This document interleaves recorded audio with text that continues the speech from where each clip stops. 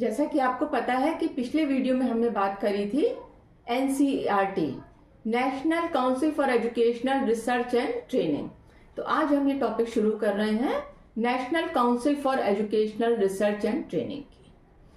तो इसका निर्माण हुआ था 1 सितंबर 1961 में। ये काउंसिल बनी थी, नेशनल काउंसिल ये बनी है आपकी 1 सितंबर 1961 में। इसका गठन भारत सरकार ने किया था। अब सबसे बड़ी बात है कि ये एक ऑटोनॉमस बॉडी है, या हिंदी में आप कह सकते हैं कि यह एक स्वायत्त शासी संस्था है। अब इसका काम क्या है कि विद्यालय स्तर से लेकर के और आपके विश्वविद्यालय स्तर तक प्रत्येक स्तर पर शिक्षा का प्रसार करना, उसका प्रचार करना, अनुसंधान देखना, आंकड़ों का एकत्रीकरण, विश्लेषण, किताबों का प्रकाशन, सुझाव देना, दिशा निर्देशन करना, ये सारे कार्य NCERT के हैं। NCERT कक्षा 1 से लेकर के कक्षा 12 तक की पुस्तकों का प्रकाशन करते हैं। हमारे यहाँ कक्षा 1 से 12 तक की CBSE बोर्ड की जो भी किताबें हैं वो सारी NCERT द्वारा ही पब्लिश होती हैं। तो अब हम आगे बात करते हैं कि NCERT के अंतर्गत कौन कौन सी इकाइयां आती हैं। तो NCERT के अंतर्गत जो इकाइयां आती हैं उसमें यहां पर इन्होंने बात करी NCERT में कि NCERT में शिक्षण सामग्री प्रोवाइड करी जाती है। जो भी शिक्षण सामग्री होती है वो हम देते हैं। शिक्षण सामग्री विभाग है इनका, जो कि 1984 में बना था। इसके बाद शैक्षिक सर्वेक्षण इकाई और कोठारी आयोग के सुझावों के आधार पर गठित केंद्रीय शिक्षा संस्थान, जो कि अब दिल्ली विश्वविद्यालय का भाग है, ये सारी चीजें NCERT के अंतर्गत आती हैं। इसके अलावा बेसिक सर्वेक्षण इकाई, बेसिक शिक्षा विभाग और विज्ञान शिक्षा विभाग, पूर्व प्राथमिक शिक्षा विभाग, शिक्षक शिक्षा विभाग, पाठ्य पुस्तक, इनका प्रकाशन, अनौपचारिक शिक्षा, अनुसूचित जाति, अनुसूचित जनजाति विभाग, महिला अध्ययन विभाग, सामाजिक अध्ययन, इसके बाद शैक्षिक मनोविज्ञान, परामर्श, मार्गदर्शन विभाग, मापन मूल्यांकन सर्वेक्षण, आधार सामग्री, कार्यशाला विभाग, अंतरराष्ट्रीय संबंध एकीकरण विभाग, प्रकाशक विभाग, योजना विभाग, मूल्यांकन प्रभाग, केंद्रीय प्रौद्योगिकी संस्थान दिल्ली, पंडित सुंदर श्याम लाल शर्मा केंद्रीय व्यावसायिक संस्थान भोपाल, पंडित सुंदर लाल शर्मा केंद्रीय व्यावसायिक शिक्षा संस्थान भोपाल, शैक्षिक अनुसंधान और नवाचार समिति नई दिल्ली। इसके बाद क्षेत्रीय शिक्षा संस्थान, जो कि इस समय 5 हैं, रीजनल एजुकेशनल इंस्टीट्यूट्स, ये 5 हैं, ध्यान रखिएगा, ये बहुत इंपॉर्टेंट है। क्षेत्रीय शिक्षा संस्थान अजमेर, क्षेत्रीय शिक्षा संस्थान भोपाल, क्षेत्रीय शिक्षा संस्थान भुवनेश्वर, क्षेत्रीय शिक्षा संस्थान मैसूर और उत्तर पूर्वीय क्षेत्रीय शिक्षा संस्थान शिलोंग। तो ये 5 हैं, अजमेर, भोपाल, भुवनेश्वर, मैसूर और शिलोंग, ये 5 रीजनल कॉलेजेस हैं। अब हम बात करते हैं NCERT, इसका संगठन किस प्रकार का है। राष्ट्रीय शैक्षिक अनुसंधान और प्रशिक्षण परिषद का संगठन, ऑर्गेनाइजेशन, मतलब ये जो स्वायत्त संस्था है, ऑटोनॉमस बॉडी है, सरकार द्वारा बनाई गई बॉडी, जो कि 1961 में बनी थी।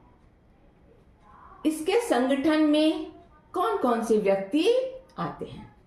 तो सबसे बड़ी बात है कि इसके संगठन में पहले भारत सरकार का शैक्षिक सलाहकार या शिक्षा परामर्शदाता। पहला ध्यान से सुनिएगा, भारत सरकार का शैक्षिक सलाहकार या शिक्षा परामर्शदाता केंद्रीय शिक्षा सलाहकार बोर्ड, जिसको कि हम कहते हैं केंद्रीय शिक्षा सलाहकार board, central advisory board of education, central advisory board of education. दूसरा, अध्यक्ष केंद्रीय मानव संसाधन विकास मंत्री। नेक्स्ट, दिल्ली विश्वविद्यालय के कुलपति। इसके बाद विश्वविद्यालय अनुदान आयोग के अध्यक्ष। इसके बाद प्रत्येक राज्य सरकार का एक एक प्रतिनिधि और केंद्र सरकार द्वारा मनोनीत 12 सदस्य। अब हम बताएं आपको कि डॉक्टर दिनेश प्रसाद सकलानी इस समय जो एनसीईआरटी के जो निदेशक हैं उनका नाम है डॉक्टर दिनेश प्रसाद सकलानी। ये फरवरी 2022 में इन्होंने कार्यभार ग्रहण किया था और वर्तमान में ये एनसीईआरटी के निदेशक हैं, डॉक्टर दिनेश प्रसाद सकलानी। नाम याद रखिएगा, डॉक्टर दिनेश प्रसाद सकलानी। अब इसका उद्देश्य क्या है? एनसीईआरटी बहुत बड़ी संस्था है, इसका उद्देश्य क्या है? अब इसके जो उद्देश्य हैं वो इस प्रकार से हैं। पहला, इस परिषद का प्रमुख उद्देश्य विद्यालय शिक्षा के क्षेत्र में, मतलब विद्यालय शिक्षा के क्षेत्र में नीतियों और मुख्य कार्यक्रमों के क्रियान्वयन में मानव संसाधन विकास मंत्रालय की सहायता करना और परामर्श देना। देखिए, रिपीट कर रही हूं, इसका प्रमुख कार्य क्या है? विद्यालय शिक्षा के क्षेत्र में, जब विद्यालय शिक्षा के क्षेत्र में नीतियां बन रही हैं, मुख्य कार्यक्रम निर्धारित किए जा रहे हैं, तब ये क्या कर रहा है? उनके क्रियान्वयन में मानव संसाधन विकास मंत्रालय की सहायता करना और उनको परामर्श देना। नेक्स्ट, इनका उद्देश्य शिक्षक शिक्षा के क्षेत्र में नीतियों और कार्यक्रमों के प्रतिपादन तथा क्रियान्वयन के लिए मंत्रालय द्वारा इसकी विशेषज्ञता का उपयोग करना। नेक्स्ट, क्षेत्रीय शिक्षा कॉलेजों की स्थापना करना, रीजनल कॉलेजेस, जिनको 5 आपको हमने बताए थे। इसके बाद विद्यालय शिक्षा में सुधार, शिक्षक शिक्षा की गुणवत्ता में सुधार, विभिन्न शैक्षिक शाखाओं में अनुसंधान कार्य करना और अनुसंधान करने में सहायता देना। देखिए, जैसा कि आपको पता है एनसीईआरटी का नाम क्या है? National council for educational research and training. अब जब इसके नाम में एजुकेशनल रिसर्च है, शैक्षिक अनुसंधान एंड ट्रेनिंग, तो इसका मुख्य कार्य क्या है? अनुसंधान और प्रशिक्षण देना। इसके बाद शिक्षा की उच्च तकनीकियों को प्रोत्साहित करना, विभिन्न प्रकार की शैक्षिक सूचनाओं का संकलन करना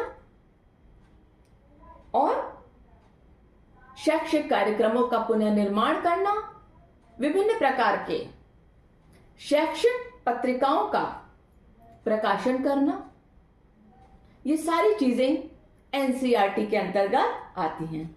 इसके अलावा पाठ्यक्रम और पाठ्यचर्याओं का निर्माण और उसमें सुधार करना।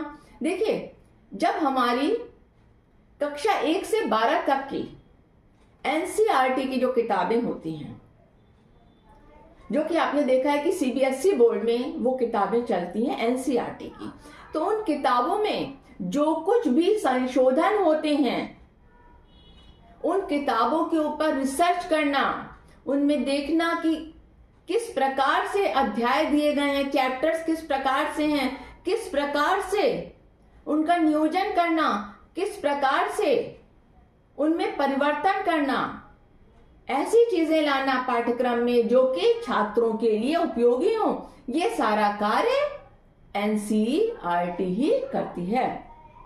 क्योंकि कक्षा 1 से 12 तक की पाठ्य पुस्तकों का निर्माण एनसीईआरटी द्वारा किया जाता है। इसके अलावा पूर्व प्राथमिक स्तर पर सही प्रकार की अनुदेशन सामग्री प्रदान करना। राष्ट्रीय जनसंख्या शिक्षा कार्यक्रम के लिए, राष्ट्रीय जनसंख्या शिक्षा कार्यक्रम के लिए तकनीकी सहायता देना। और जनसंख्या शिक्षा को, जो जनसंख्या शिक्षा है, पॉपुलेशन एजुकेशन, इसको औपचारिक शिक्षा के साथ जोड़ना। पॉपुलेशन एजुकेशन को हम फॉर्मल एजुकेशन के साथ किस प्रकार से जोड़ें, ये सारा कार्य एनसीईआरटी का है। कंप्यूटर लिटरेसी की बात, कंप्यूटर साक्षरता की बात एनसीईआरटी करती है। फिर स्कूलों के लिए किस प्रकार से विज्ञान प्रदर्शनी का आयोजन किया जाए, ये सारा कार्य भी एनसीईआरटी का है। स्कूलों के लिए विज्ञान किट तैयार करना, साइंस किट तैयार करना, ये सारा कार्य एनसीईआरटी करती है। इसके अलावा एनसीईआरटी जो इंटरनेशनल संस्थाएं हैं, जैसे कि यूनेस्को है, यूनिसेफ है, इसके साथ भी हमेशा संपर्क में रहती है। अब हम बात करते हैं कि इसकी प्रायोरिटीज क्या हैं।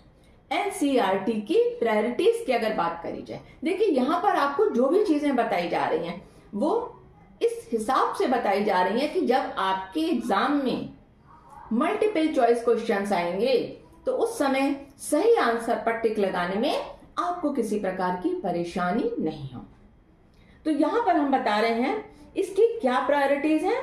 इसकी एक बहुत इंपॉर्टेंट प्रायोरिटी जो कि इसने करी, राष्ट्रीय पाठ्यक्रम फ्रेमवर्क या नेशनल करिकुलम फ्रेमवर्क का क्रियान्वयन। नेशनल करिकुलम फ्रेमवर्क ये बनाया गया 2005 में। एनसीईआरटी द्वारा नेशनल करिकुलम फ्रेमवर्क की स्थापना करी गई। ये पूरा नेशनल करिकुलम फ्रेमवर्क तैयार किया गया, जिसको कि हम हिंदी में कहते हैं राष्ट्रीय पाठ्यक्रम फ्रेमवर्क, और ये बनाया गया था 2005 में। इसके बाद प्रारंभिक शिक्षा का सार्वभौमिकरण, जो कि हमने आपको बताया कि प्राथमिक शिक्षा अनिवार्य और निःशुल्क कर दी गई 14 वर्ष तक की आयु के बच्चों के लिए। इसके बाद तकनीकी और व्यावसायिक शिक्षा, विशेष आवश्यकता वाले समूह को शिक्षा, जैसे बात करी गई थी विकलांगों की शिक्षा की। पूर्व बाल्यावस्था हेतु शिक्षा, सूचना प्रौद्योगिकी शिक्षा का मूल्यांकन, मूल्य शिक्षा, बालिका शिक्षा, शिक्षा अधिगमों में सुधार लाना, शिक्षक शिक्षा में सुधार लाना, विद्यार्थियों के विचारों में परिवर्तन और सुधार की बात करी, मूल्य शिक्षा की बात करी, विद्यालय शिक्षा से संबंधित विभिन्न प्रकार के इन्होंने सर्वेक्षण और पर्यवेक्षण की बात करी। अब आता है कि इसके कार्य क्या हैं। इसके कार्यों की बात करें तो एनसीईआरटी के कार्य बहुत विस्तृत हैं। तो एनसीईआरटी के कार्यों में पाठ्यचर्या और पाठ्य पुस्तकों का निर्माण, फिर राष्ट्रीय प्रतिभा खोज परीक्षा, बहुत इंपॉर्टेंट है, नेशनल टैलेंट सर्च एग्जामिनेशन, राष्ट्रीय प्रतिभा खोज परीक्षा, इसका संचालन भी एनसीईआरटी द्वारा किया जाता है, नेशनल टैलेंट सर्च एग्जामिनेशन। विज्ञान किट का निर्माण, शैक्षिक सर्वे की रिपोर्ट का प्रकाशन, इसके बाद व्यवसायिक कार्यक्रम, इसके बाद सम यूजफुल प्रोडक्टिव वर्क, जिसको कि आप SUPW कहते हैं, सम यूजफुल प्रोडक्टिव वर्क। इसके लिए विभिन्न प्रकार की सामग्री को जुटाना। इसके बाद अनुसूचित जाति और जनजाति के लिए कार्य करना, पूर्व प्राथमिक शिक्षा कार्यक्रम, राष्ट्रीय जनसंख्या शिक्षा कार्यक्रम, स्वास्थ्य एवं पर्यवेक्षण शिक्षा, कंप्यूटर शिक्षा, विद्यालय शिक्षा, शिक्षक शिक्षा, ये सारे कार्य एनसीईआरटी के। इसके अतिरिक्त एनसीएफ नेशनल करिकुलम फ्रेमवर्क, इसके अलावा शिक्षा, शिक्षक, प्राध्यापक, नीति निर्माण, मूल्यांकन की प्रक्रिया, प्राथमिक और माध्यमिक शिक्षा की बात करी इन्होंने, प्राथमिक शिक्षा के सार्वभौमिकरण की बात करी, व्यवसायिक शिक्षा के व्यावसायिक शिक्षा के राष्ट्रीय लक्ष्य को पहचानकर आवश्यक शैक्षिक और तकनीकी सहायता प्रदान करना, विद्यालय शिक्षा के प्रत्येक स्तर पर आंकड़ों को एकत्रित करना। और बहुत इंपॉर्टेंट काम है एनसीईआरटी का, विभिन्न प्रकार के रिसर्च सर्वे, विभिन्न प्रकार के जर्नल्स, विभिन्न प्रकार की शैक्षिक पत्रिकाओं का प्रकाशन करना। तो यहां पर हमने आपको बताया एनसीईआरटी के बारे में। देखिए, जो हमारे एनसीईआरटी है ये बहुत इंपॉर्टेंट है और आज शिक्षा के क्षेत्र में एनसीईआरटी ही पूर्ण रूप से अपना विशेष योगदान दे रही है। एनसीईआरटी की किताबें हर एक बच्चा पढ़ रहा है। तो आज हमने आपको बताया NCERT national council for educational research and training के बारे में।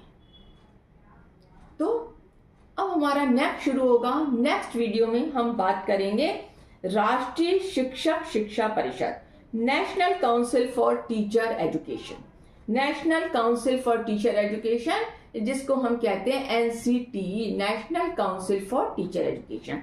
तो नेक्स्ट हमारी बात होगी national council for teacher education. Thank you.